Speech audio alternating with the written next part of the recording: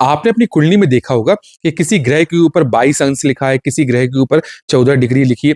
तो ये basically degree है क्या? डिग्री उस ग्रह की शक्ति को दिखाती है कि वो ग्रह कितना शक्तिशाली है और हमारे जीवन पे कितना असर डाल रहा है।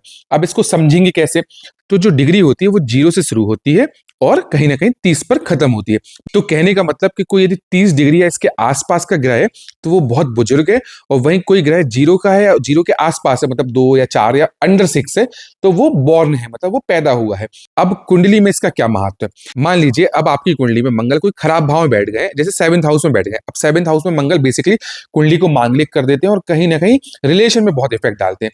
पर यहाँ पर मंगल की डिग्री 28 है, तो मंगल बहुत बुजुर्ग हो गए हैं। बुजुर्ग हो गए मतलब कि उनमें जो कार्य करने की क्षमता थी या जो बिगाड़ने की क्षमता थी वो ऑलमोस्ट खत्म हो गई है। इसको आप ऐसे समझ सकते हैं कि कोई बुजुर्ग व्यक्ति है, उसको आपने तलवार दे दी है, पर उसके शरीर में क्षमता ही नहीं है उस तलवार से सामने वाले को वार करने की या उससे नुकसान पहुंचाने की। ऐसे ही अच्छे ग्रहों के साथ होता है।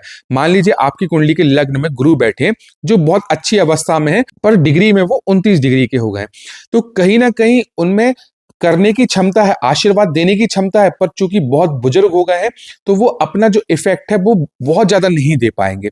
तो कुंडली में कोई ग्रह यदि कमजोर हो जाता है तो उसका असर ऑटोमेटिकली बहुत कम हो जाता है। यदि वो ग्रह खराब है तो वो अपने खराब परिणाम आपको कम देगा। वहीं पर कोई ग्रह बहुत अच्छा है पर उसकी डिग्री कम है, तो कहीं ना कहीं उसके परिणामों के जो पॉजिटिव रिजल्ट हैं वो कम होंगे। देखिए, रिजल्ट तो मिलेंगे पर जितने अच्छे मिलने चाहिए थे उतने अच्छे नहीं मिलेंगे। तो कुंडली में बेसिकली डिग्री का यही महत्व होता है।